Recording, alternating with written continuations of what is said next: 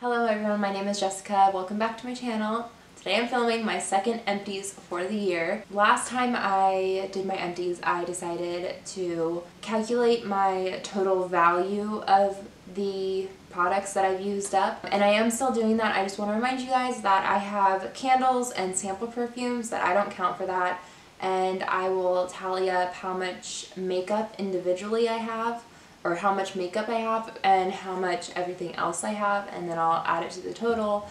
I just want to see what the value of everything is. That being said too, sometimes I have like deluxe size samples that I calculate the value for, but obviously I got them like free or with perk points or whatever, so it's not necessarily how much I'm spending on my makeup and products, it's more or less how much value I'm spending. So I will tally up, and I want to see how much I am actually using up for the entire year, out of curiosity. Okay, so first things first, I am decluttering something, and this will not be counted in my value or total or anything, but this is the concealer collection from Measurable Difference. I got this in a BoxyCharm. It has a bunch of concealers in here. I used these two shades, which are the shades that would be suitable for me, kind of. I have to mix both of them to get the correct shade, and I have hit pan on both of them. I was going to try and use all the concealers and just use them in different spots, maybe contour, blush, bronzer, you know, I can mix some of them together, but this is really dry. These are cream products and they're not very creamy at all. It's too dry.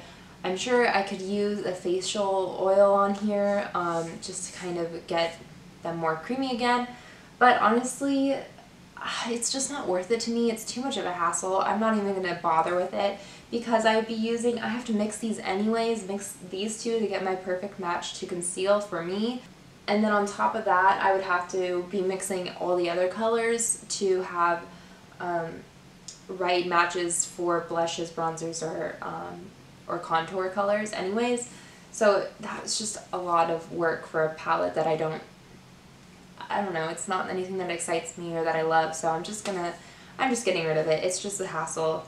Unfortunately, they're too dry. If the products were creamy, I would definitely, like, if I liked the product inside, I would definitely take the time to make the most out of it, which is what originally the plan was, but because it's not worth it for me. It's just not. Okay, so the other products that I've used up that aren't going into my total calculated total is I used up this Fresh Balsam scented candle from Bath & Body Works. I love it. It smells like Christmas trees. I usually do melt down the wax in here and use them for like scent warmers, which I do plan on doing. I just haven't done it yet. I will go ahead and leave the video down below of the technique that I use. Basically you fill it with really, really hot boiling water, and the wax like floats up and makes a little section. Once it's cooled, you can just take it out. It's really easy to do. The other candle I used up was Cinnamon Spiced Vanilla, definitely from Bath & Body Works as well. I love this jar. I might keep the jar. It's definitely just a spiced vanilla. I really liked it. I like sweet scents though too. So, and then I have this little perfume sample by Dolce & Gabbana. It is in the scent Light Blue. It's the Ude Toilette. I'm really sorry. So it doesn't last long. I don't know if everyone out there knows, but usually the toilettes, I think it has to do with what it's actually made out of, I think, because it's more water-based, I think. I don't know. But the toilets don't last as long. They're basically like body sprays almost. And then the perfumes, the Eau de Parfum, is going to be the ones that like last all day. So I was able to get through this fairly quickly because, I mean, it'd wear off in a couple hours. I love this scent though. I have had the full scent before, so I was digging it. I love it. It smells like tangerines, if you guys are curious. It smells really good. Okay, so next I'm going to go ahead and go into the hair products. So I have this Unite Blonda shampoo toning. It's a purple shampoo. I really like this. I got this from my hairdresser 6 months ago maybe, and I use it once a month, or no, what? I use it once a week. Well, I used to use it, okay. I used to use it once a week to help to tone my hair to take away the yellowy color as much as possible. Since I've gone really white with the hair, and that's like really the look that I'm going for, I was using this basically every single time. I'd use it in my hair for a couple minutes and then I'd rinse it out. And it worked really well. I didn't repurchase it because I since haven't gone to that hairdresser anymore. This was bought, like I said, 6 months ago before I did this to my hair. So yeah, but I mean, it works well. I don't know, I have a different one right now though, so. The next is this Kopari Coconut Shear Oil. I think you can use this pretty much anywhere, but I used it on my hair because it was just easy with the little dropper.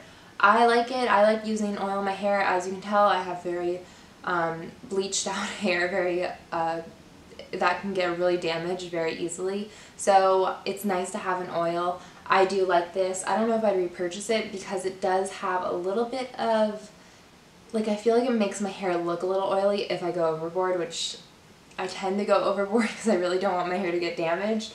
But I think it did work. It did do its job.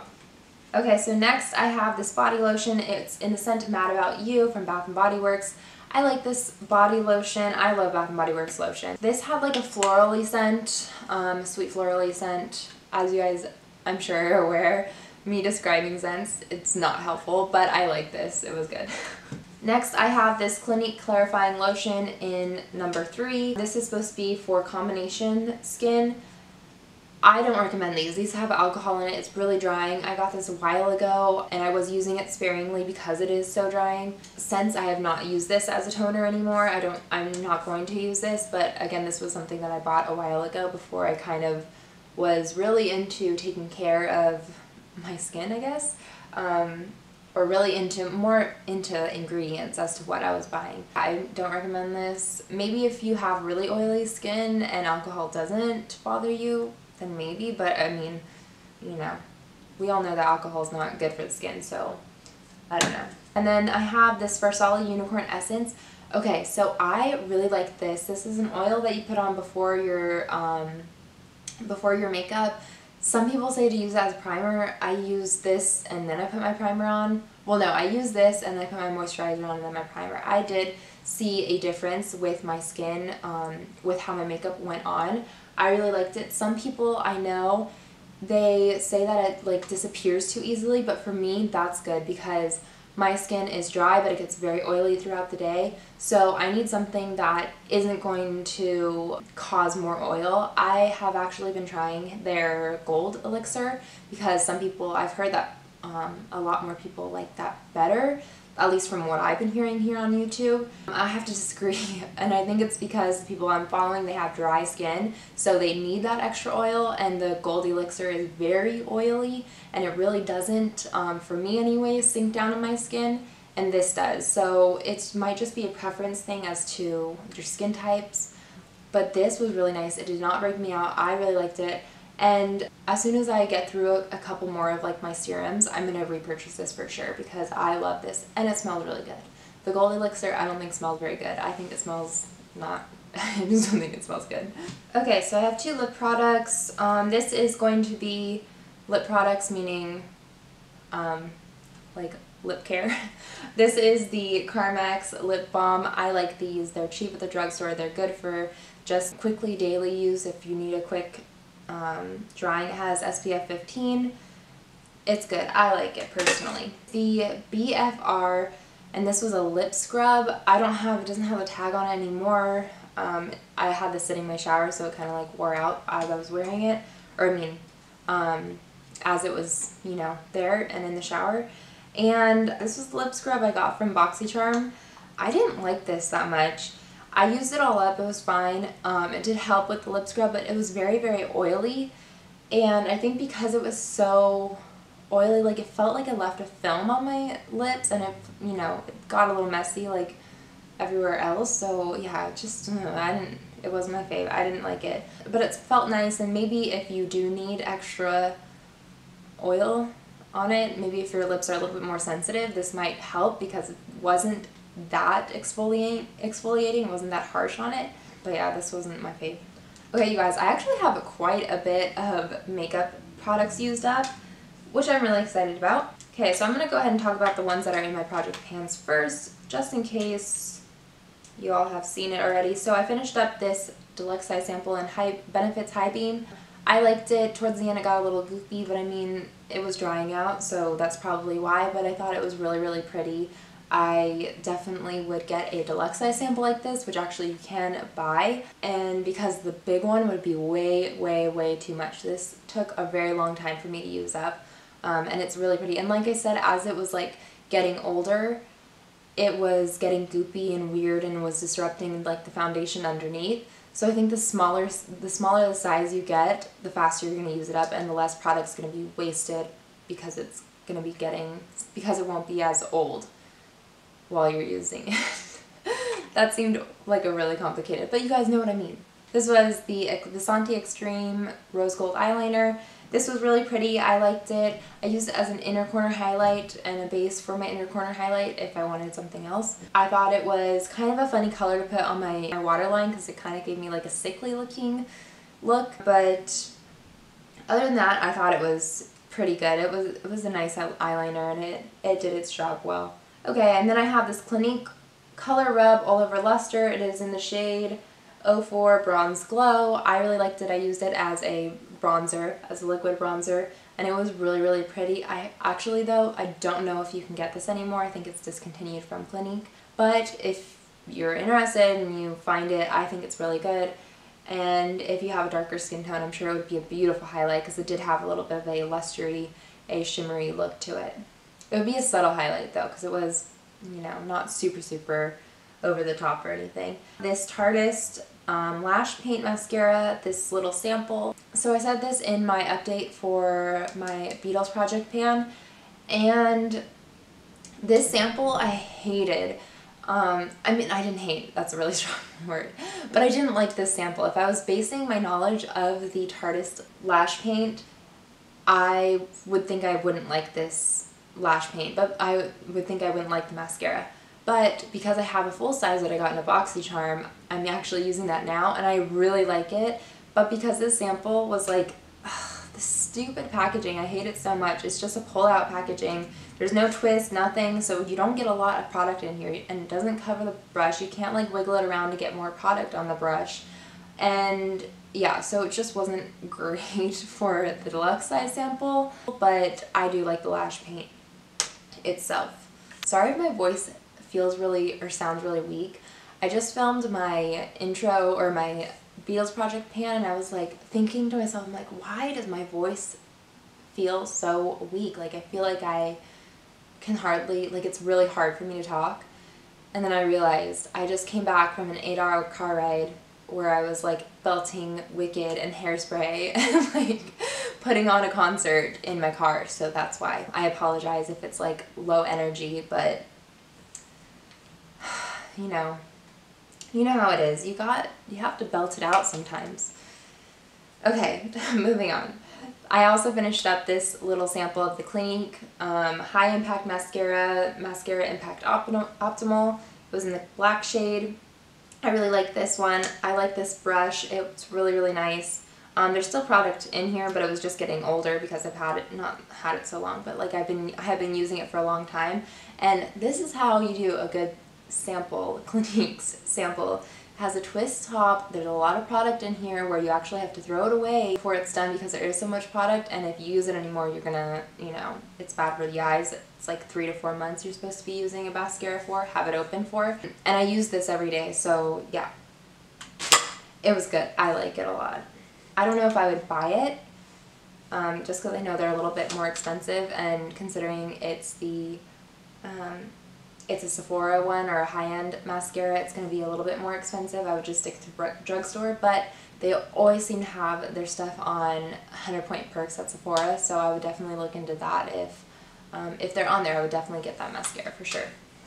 Okay, my 2 makeup products that weren't in my project pans that I used up.